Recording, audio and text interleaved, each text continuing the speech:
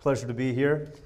It's been a great day so far. Some really interesting stories about what technology can do.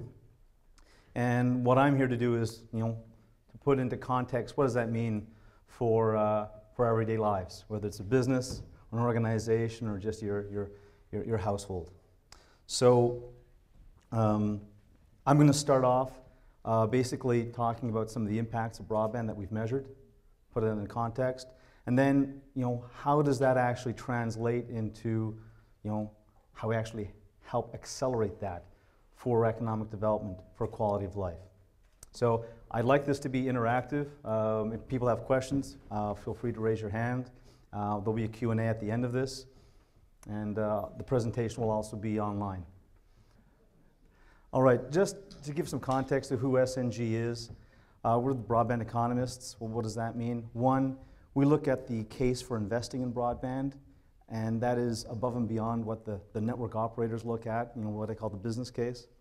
I'll get into that a bit more. There's public investment to justify that, predicting what it is and then measuring it afterwards. Yes, this was a positive impact on the local economy. Second, once you have it, what do you do with it for that economic development and quality of life? We've worked with a number of states already, North Carolina, Virginia, Louisiana, Kentucky, and Illinois. Right now, Illinois, we're going out to 86,000 small businesses at this point to collect information on. And we know who they are because of the contact list and economic development stakeholders we have working with us. How they're connected, what type of connection, how fast that connection is with the speed tests, and then how they're using it, what are the applications they're actually using, and then how they're benefiting from it. So it really gives the state some important information for their broadband planning, and then what do we do for economic development in terms of bridging gaps and so forth. But why do we build broadband networks? Well, there's the investor case. The business operator, they have a business case to make, and they're in the market areas where there is enough of a market demand. The reason we're all here today is for this, because there are benefits to the community, to the region, to the state, to the country, thanks very much, that are off balance sheet to the operators. The operators are in business. They're running a business. They're beholden to their stakeholders, their shareholders, okay? But all the things about increasing productivity and competitiveness of individual businesses within a community, within a region, within a state, the operators don't necessarily see that. They may see some higher subscription packages or so forth, but listen, I'm selling now worldwide. I'm now hiring more people. Those benefits accrue to the state. People are hired locally, there's more GDP, there's more tax revenues. There's also better quality of life, access to services and so forth. So the reason that we have the public now investing is because just like roads, just like harbors, airports, just like national security, I'm an economist, so I look at this as a public good in the terms of that these things are very expensive to build, and especially in rural areas, there's not enough money. So there has to be some kind of partnership between what's already existing, where the business case is, and also where the public is to get broadband to more people. The question is, how much broadband? Well, we'll get to that a bit later. So just for the context again, the reason why we're building the broadband is that we maximize those economic and social benefits to the communities, to the regions. I'll go into some of what those impacts are. Broadband is responsible for over 22% of all jobs. This is data that we have. You can see at the very bottom here, over 3,500 records we've collected over the last 3 years. These are statewide. What's interesting, though, is that for small businesses, it's 31.5%, less than 20 employees. For larger businesses, it's about 19.2. So in terms of economic development strategy, there's a lot of attraction efforts going on. You capture the big companies. Well, if you help your smaller companies, now connect to the internet, market themselves on the internet, there's a real opportunity for them to become a lot more productive and competitive, creating jobs, and so forth. And small businesses create 12 times more internet jobs relative to larger firms. And that's pretty important. This was actually quoted by Larry Strickling of the NTIA in his congressional testimony back in the summer.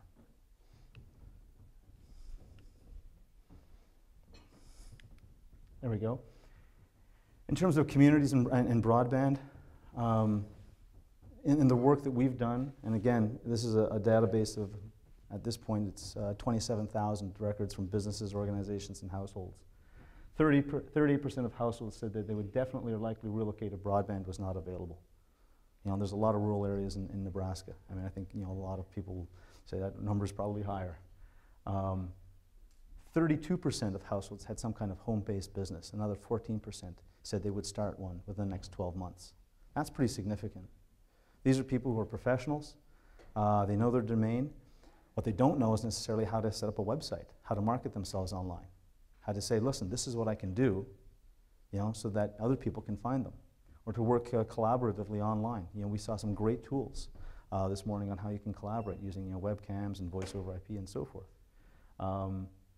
Having somebody come in and help them to install that is a key, especially if, you know, almost half the households have some kind of home-based business.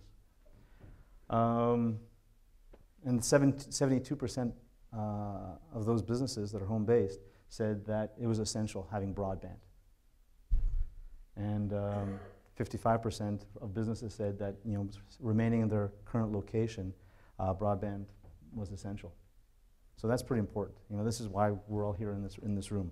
But we have some numbers now to tell you about that. When you plug that into, you know, an input-output model at a region or a state level or a national level, from the projects that we've done in measuring impacts, so, you know, there's been an investment in public funding into infrastructure. The return on that public funding has been 10 times. The number of jobs is variable because it depends on what kind of economy it is, if it's, you know, resource extraction versus manufacturing versus, you know, service industry. So that depends, but there's always been a net increase. And finally, in terms of fiscal revenues, that's basically tax revenues, increase to that area is 3- to 4-fold. So, you know, there is a positive impact. For those people who still need to be convinced, and I think this room is covered, but it's those people in the communities that we need to show, look, there is a positive effect, it's been measured. And we can measure it in your community as well, okay? But there is a positive effect. Let's take the next step now. So before I get into the other information I have, I want to talk about how we measure utilization at SNG. You know, we look at 17 e-solutions or applications. So first of all, you know, are you selling online? Are you buying online? Are you doing your financials online? But also, you know, are you teleworking? You know, are you having rich media? You know, videos of what you're offering. There's some great examples today in the breakout sessions about, you know, people marketing online. You know, that gives the consumer a much better idea of what you're offering. Households, there's another set of e-solutions that people do in their home households, makes their lives easier. And we've got a pretty substantial data set. There's actually, it's unique in the world in this kind of detail and what people do with it and how they're benefiting from it. And what we then do is then we compare them against their peers. We can do that locally, we can do it by sector, however much. But basically to go in this case, for manufacturing and processing, you know, your score is actually 4.6 out of 10. The average for your sector is 6.2. You're below average. There's things that you need to do. I'll get into, you know, what that means and some examples of that. But basically to show that if you're not utilizing the internet effectively, you're not a participant in the digital economy, you're not benefiting from it as much as you can. What can you do? And, you know, let me put some numbers to that. This shows, you know, at the bottom here, that scale of 1 to 10. You know, 3 to 4, 3 up to 4, all the way to 9 up to 10. So basically saying those folks, those businesses that are operating, that are high utilization, scoring 9 to 10, 36.8 of their revenues are attributed to the internet. Whereas, you know, at the bottom, other end of the scale, 3 to 4, you know, almost 15%, well, less than 15% of the revenues are attributed to the internet. So we talk about the digital divide between people, if you're having access. Well, there's also a digital divide with businesses. If you're not online, you're losing market share.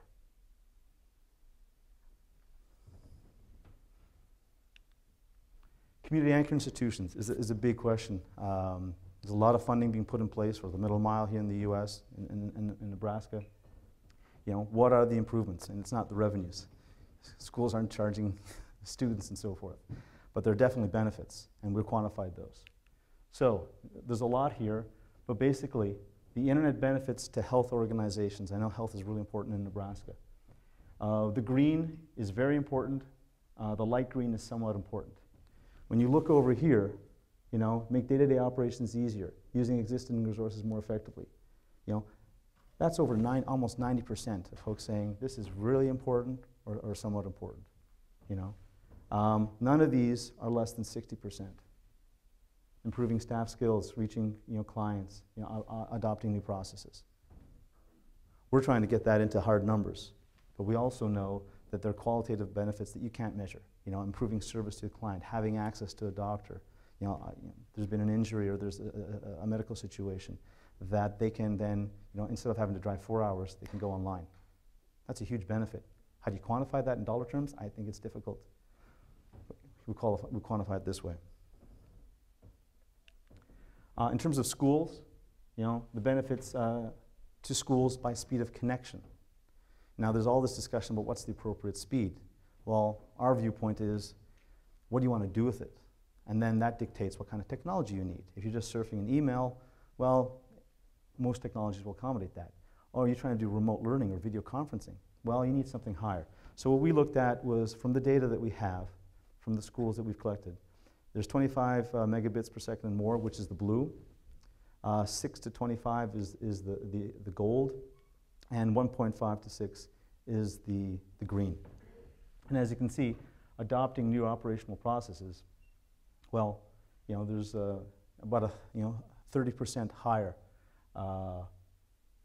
benefits, indicated by schools on that.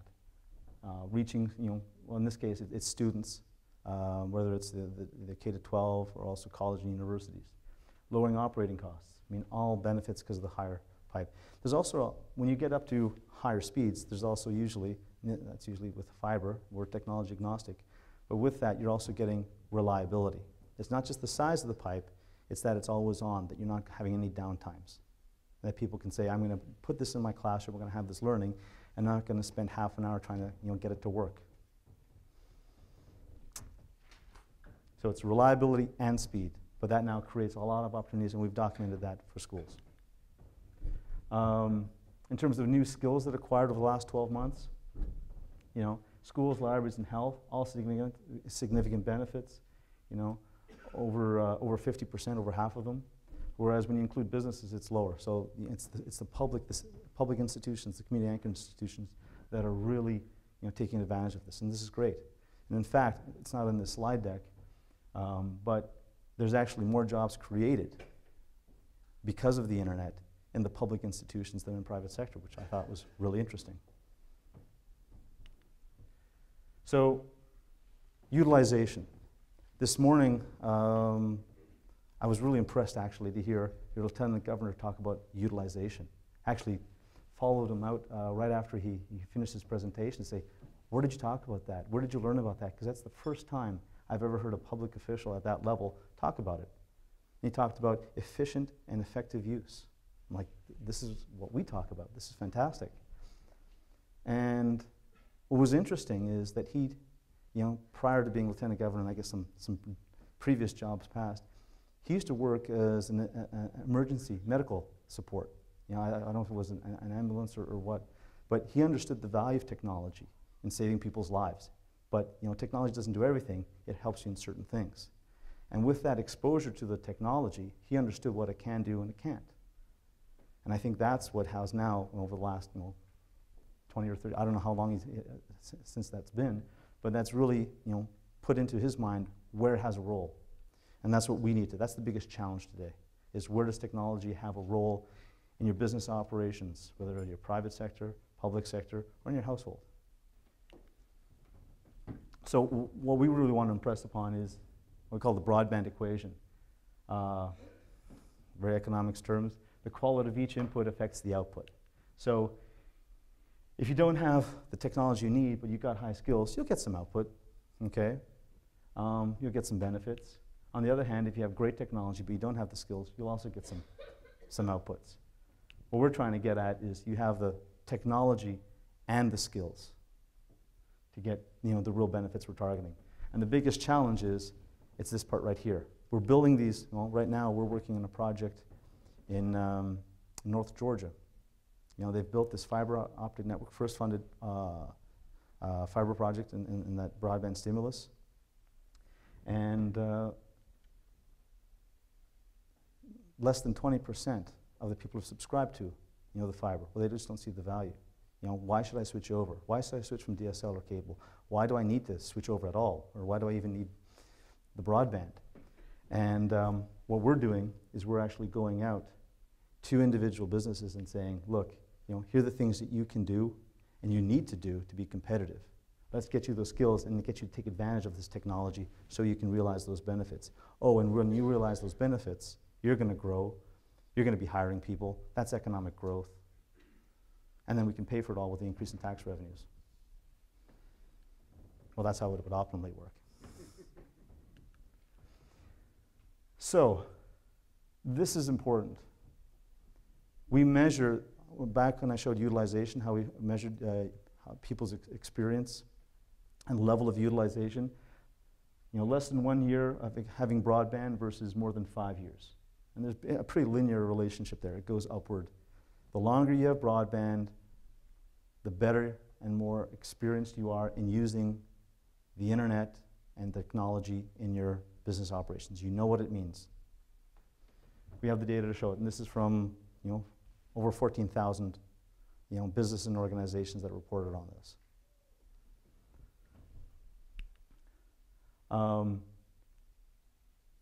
Just solving that problem with high-speed internet, well, that's actually not the biggest issue. Security and privacy, you know, 41 and 40% right there. You know, too slow internet is actually the 4th ranking. And again, this is, you know, 12,000 businesses and organizations in the last 3 years that have reported this to us.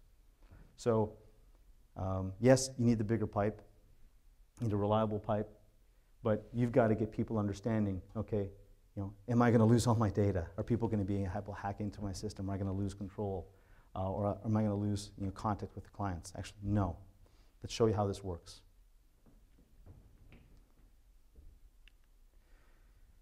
This is a bit complicated, but being in Husker country, I understand the football here.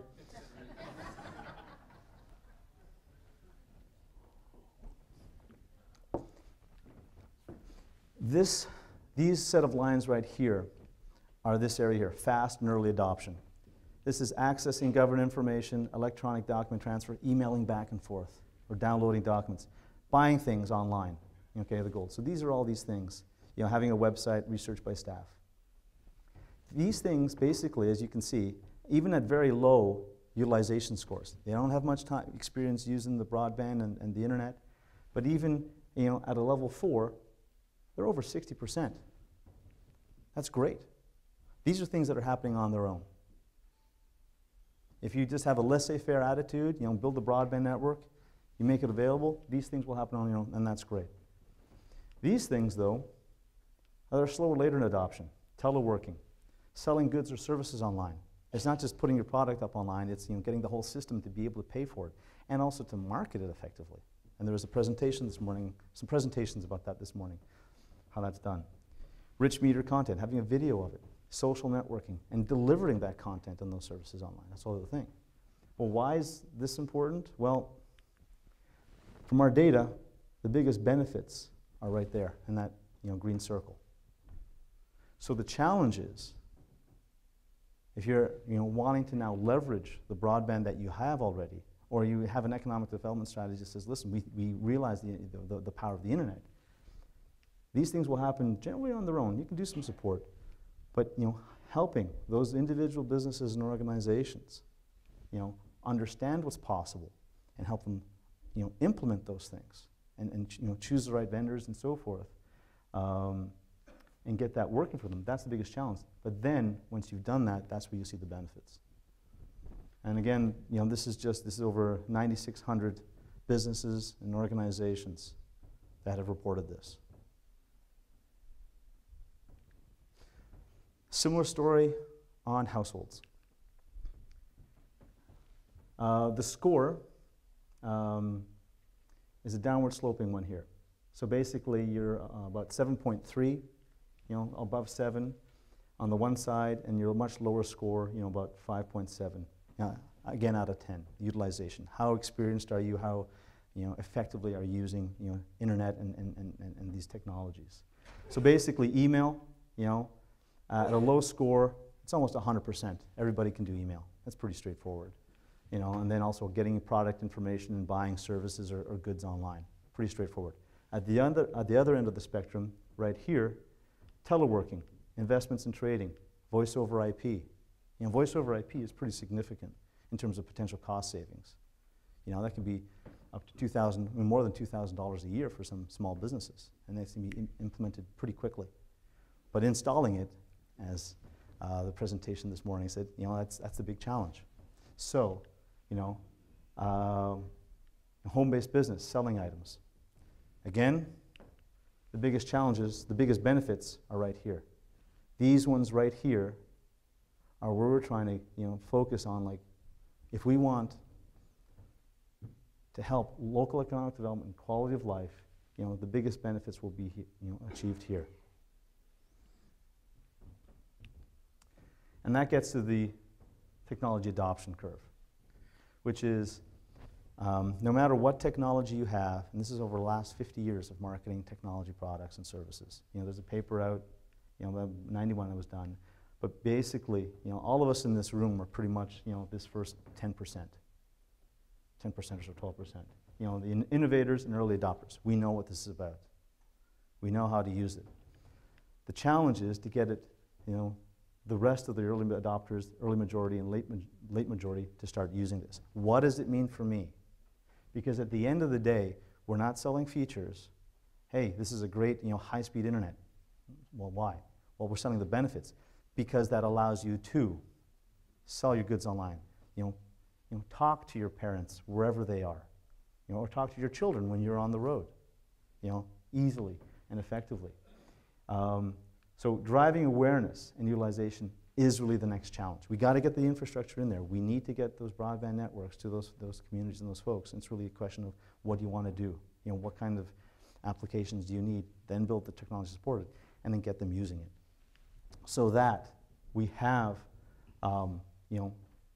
that majority using it, and that then makes the business case for the operators. Because the reason we're involved is because the operators aren't there, because there isn't the business case for it. But there is an economic case for it. The economic case are those benefits to the community, the region that are off balance sheet. So once we have, in the example of this network in North Georgia, great network, economic development's involved. They're now trying to get more on that network because, they're now buying online, selling online, they're teleworking, they're, rich media of their services and so forth. Online, and they're realizing, what, I need a higher speed, more reliable connection. Not only am I going to use these applications, I need to get onto this high capacity network. That then builds sustainability for the network. It's a win-win. So, we've thought long and hard. I'm going to just back up. We've thought really long and hard about how do you address that part. How do you get past that chasm? And we don't know of any other way than what I call personalizing the ROI of broadband and the internet-enabled solutions to that individual business, that individual organization, or that household. Our focus is actually on business and organizations because that's where economic development is. That's the sustainability of a community or a region. Households then benefit. So what we do is we take that information. You saw some of that before. Is here's how you rank against your peers. Your score is 6, and I can't actually see that number right there. In terms of this is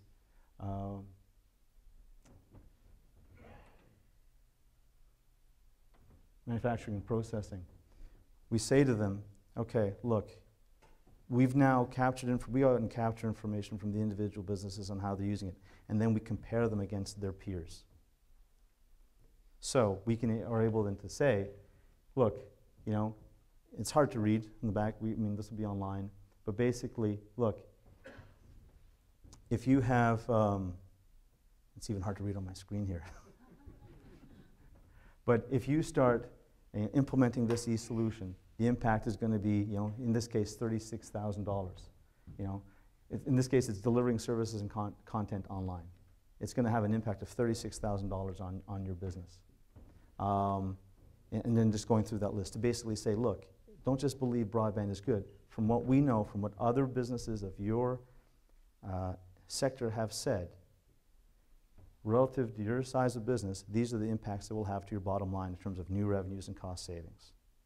Then they can make a decision, is it worth me investing it? They got to decide, they got to choose the vendor and what they're going to pay to make that investment, but they at least know what the benefits are, and that becomes a business decision. And so they may choose, you only do one of them, or they do all three or 10 that have been identified. And then you link them up to the local economic development folks and the chambers of commerce and whoever's involved. There's colleges that can provide training. And what a great opportunity for the youth in the area. That the really high youth unemployment right now, especially in rural areas. What jobs do they have?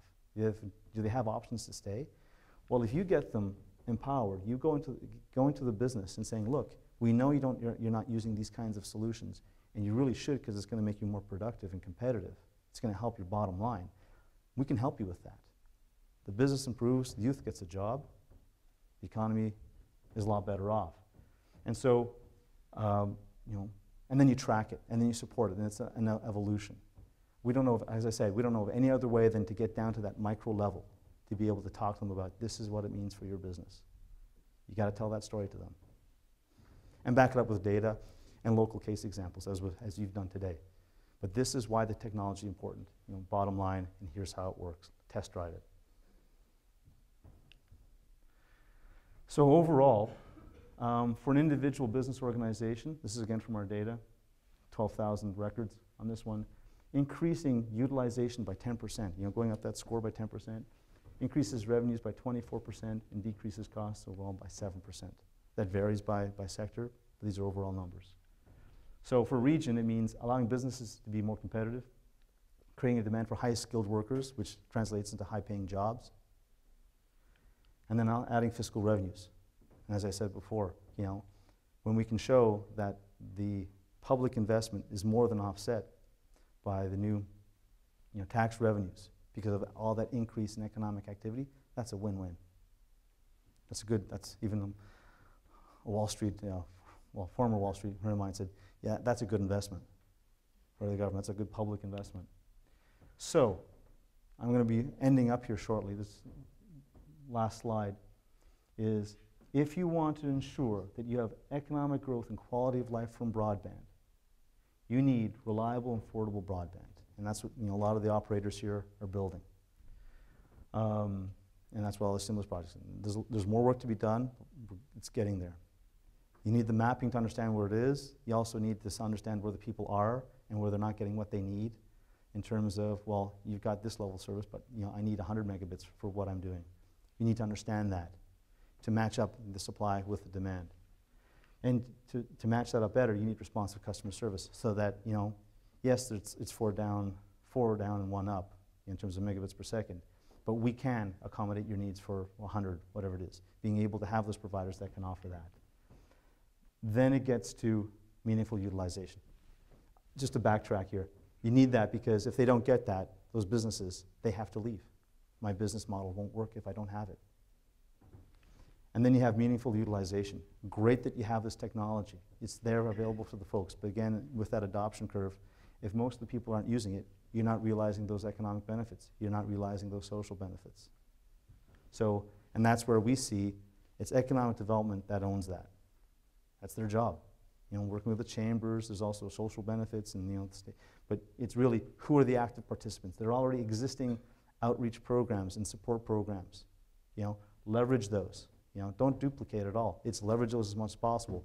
But with that information about at the micro level of those businesses and organizations and what they're doing and what they're not doing, now you can really target, okay, of the 10 gaps that we've identified here, the 10 primary gaps, which are the ones that are important for growth in our community?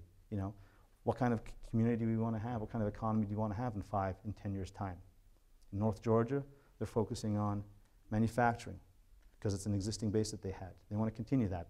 High value potential. Tourism, it's a nice area to visit, beautiful, just at the end of the Appalachians. And then professional and technical services, basically consultants that are having a small business or working from home. They all can benefit significantly from this fiber network that they've built. The question is, now, who do you target, who do you go after and show that to? And that's a real community effort here, and from what I've got a sense, that's happening. And that's great. And then you have local ownership of that process, because it's an ongoing thing. It's not one snapshot once, it's not one meeting, and so forth. It's a process, because the technology will evolve, the business processes will evolve, and you've got an ongoing basis to keep up with that to be competitive. But when you start that process, you have the opportunity to give those youth the chance to stay, because the biggest export in these rural areas is the youth. So we give them an opportunity to stay, and with jobs now, I mean, with Odesk, that's an example. You can put your services online and work for anybody in the world. How fantastic is that? And I think there's an advantage to these rural areas where they already have a place to live. They enjoy living there. It's low cost of living. But now, because they're online, they can work for anybody, anywhere. They can start their own business. And Rod Armstrong's telling me that that's happening already. That's fantastic. How do we support that? How do we accelerate that? How do we get more people involved in that? Those are the interesting questions.